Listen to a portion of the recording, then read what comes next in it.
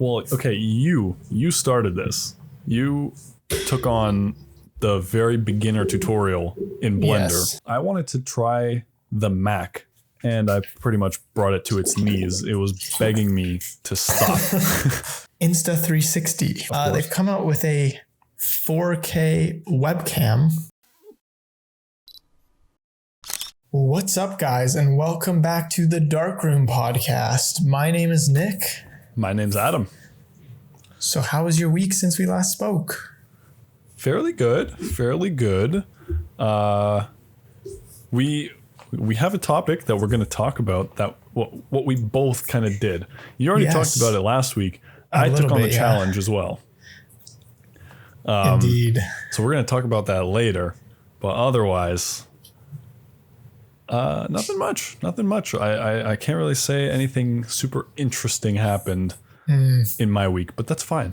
It's coming.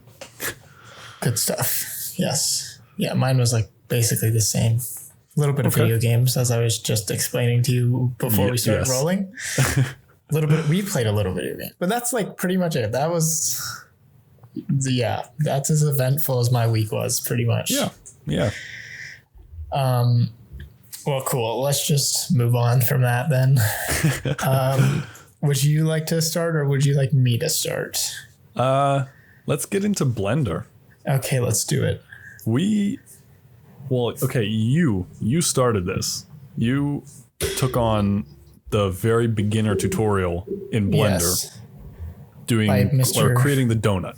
Yes, from Mr. Blender Guru. Yes. Go check it out. If you guys want to get into Blender, it's it's actually really good tutorial series. Like, it covers a lot. Mm-hmm. Yeah. Then, like, pretty much right after we recorded, I was like, I'm gonna do it too. And then I started doing it, and then I finished it yesterday. I probably could have finished it earlier, to be honest, but it was really good. I tried Blender about 2 years ago, and it was just overwhelming, and I never got back into it. But now I feel like I could actually continue and do more. Yeah, it's definitely a good base to build up from, because he teaches you a bit of everything. It is a little overwhelming still, I feel like, because I've probably forgotten half of what I learned. Yeah. But like, it would definitely take less time. I wouldn't have to relearn it completely. I feel like it's just like little things you might need refreshers on. And then, we have like a general understanding of the main like features you would use when using Blender. Yeah. I feel when he showed those, like, what you can do next in that very last episode, like doing this, like the cinnamon donut or the powdered one, I could now think of ways to do it, but I think I'd still need a tutorial on how to do it. Yeah, that's because I could probably think of a way to do it, but I don't think I'd be able to get there at the very end.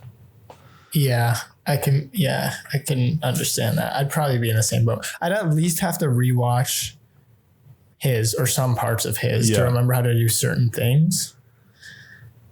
But I was gonna do a cookie next, but and then I just decided, screw that. I'm gonna try something else, which I'll show you once I'm done. Ooh.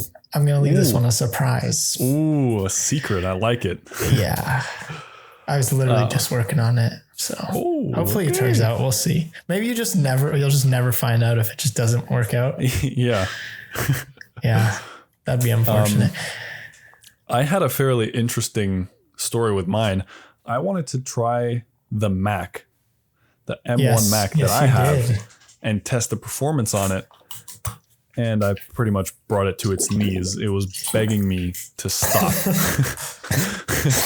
God, I love that.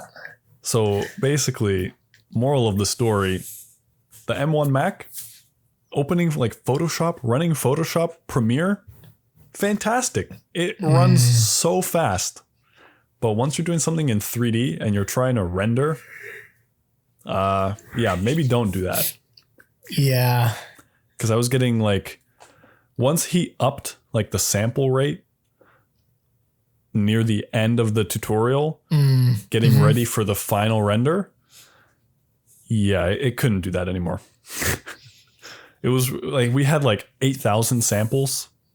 Something like that. Or something. Yeah.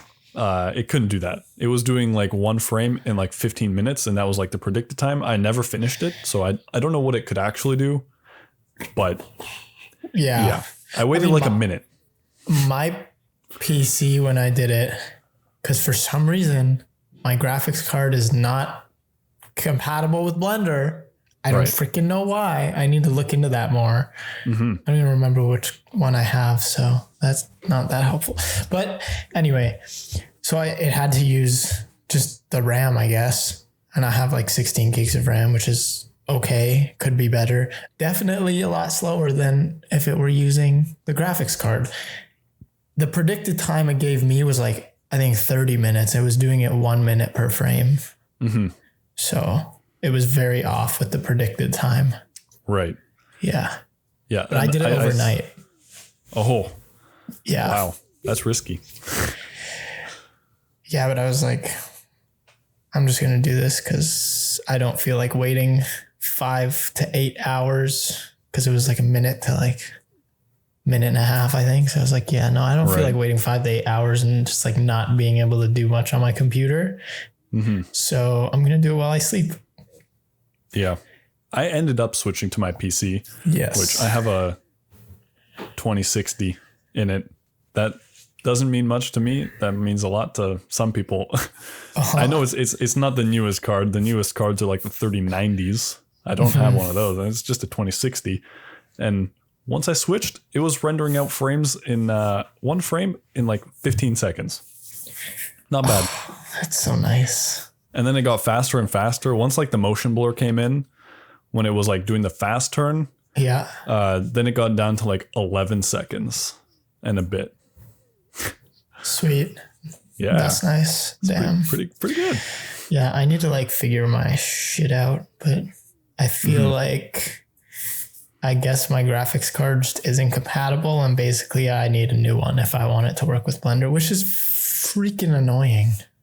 I mean, you're coming in at a good time. There's some good graphics cards right now. I was looking at some the other day. I was like, they're getting cheap as well. Yeah. So I'll just get the what does he have? The Titan RTX. Those are actually insanely expensive. Yeah. And they're old. Crazy. They're like decently old now. Oh my God, my dog is going off right now. Yeah. They're like, what was it? I think we said this last week. It was like $5,000 each or something, $5,000 or $6,000 each. Like, yeah. And he has 2. That's insane, dude. Yeah. Yeah. Anyway, I'm not getting those. No. No. Maybe a cheaper one. We'll see. Yeah. But yeah, I like Blender. I want to keep doing it. It's definitely fun. Yeah. I think we're going to keep up some minor projects. Yes, we can go. Yeah, we'll talk about it on here for sure. Yeah. All right, cool. Good stuff. Well, if that's everything, then I will hop into my topic. Absolutely. Insta360. I'm sure you've heard of this company. They've come out with a 4K webcam with a built-in gimbal. So basically, if you want to just run around with your monitor in your hand, there's a gimbal. True. Don't do that. That's definitely not the move. But I mean, if you wanted, you technically could. I don't know what your monitor will be plugged into, but while you're moving. Anyway, I'm not going to figure out the logistics of that. I'll leave that up to you guys. Yes. And if you figure it out, just, I don't know, send us a video. Please. Anyway, let's hop into the actual specs. So we got the gimbal, like I said, 3-axis gimbal with portrait mode also, which is cool, especially because nowadays everything is vertical. Yep. literally everything. So now you have that option with your webcam. It has a 1/2-inch sensor, which they're saying is bigger than other webcams. I didn't really look at what other webcam sensors were, but in the like promo video, it was showing it as like maybe double the size roughly, or like something like that. I mean, like the webcams in my MacBook Air, for example, and the one in the iMac, definitely not 1/2-inch. Yeah, exactly. So it's definitely bigger, which is nice. Always love that. And then we have 4K 30p. Okay. Pretty good. Can't complain about that. And then there's also HD up to 60p. So you could do slow-mo if you wanted. Although if you're live streaming, then that wouldn't work. But if you were filming and using it for later, it's got USB-C connection. I think that's kind of becoming standard now. Yeah. And then they have like gesture control. So you can, I don't know what the gestures are. I'm just kind of throwing random things up right now. There's a V. I think there's like a 5. I swear, yeah. That's the one that I remember them showing in the video. And then they have a whiteboard mode, which I believe the V was for that. I'm pretty sure the guy did that in the video. He goes like this, and then it zooms in, crops in on your whiteboard, and literally just focuses on that, which would be super nice if you're doing like some sort of presentation. Yeah. And it works by placing 4 like tracking markers on the whiteboard, and that's what it finds to crop into. Right. So that's very cool. And then we also have a top-down desk view mode. Yes. So this is so interesting. And then flips, like, I don't know how it can like shift basically it's looking like this. So it's not perfectly flat, but then it finds a way to flip it and make it perfectly flat. I don't know exactly how that works. Like in Photoshop, it's a perspective warp. Yeah, but like, how does it do it so well? I don't know, man. AI. I feel like it never works that well in Photoshop. Not that I've done a ton of perspective warping. Anyway, it's a very nice top-down angle is the point. There's also an HDR mode. So if you're filming with windows behind you, they won't be absolutely blown out. Yep. Which is lovely. The autofocus looks good. I mean, obviously we can't test it right now. We don't have one. And obviously they're going to show a pretty good example in the promo video of it. It would. But it was very nice. Like they moved up to the camera and it switched focus to the person's whatever they were holding. And then when they moved it back, it switched back. It worked like a charm. And then also it has AI powered motion tracking to keep the subject centered in the frame, similar to your iPad, which you no longer have. Yeah.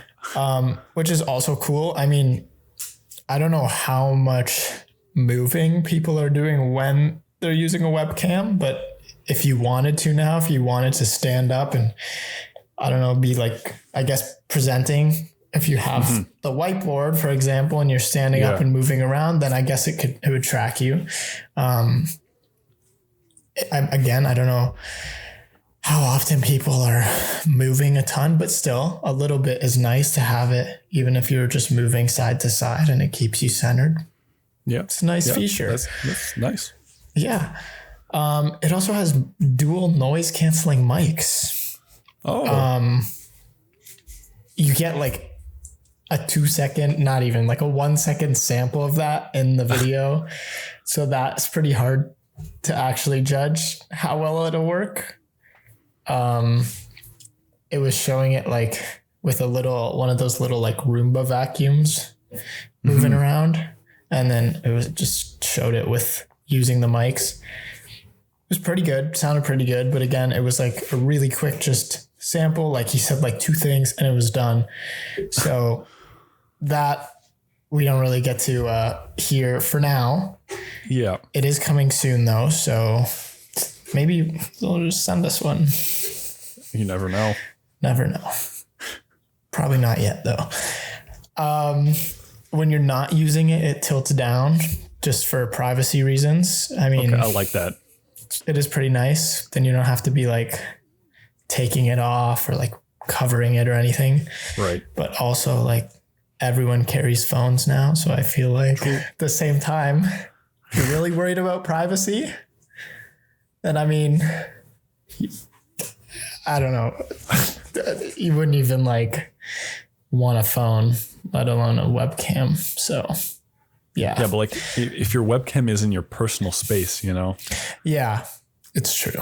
It's nice to have your phone it like could also be in your personal space.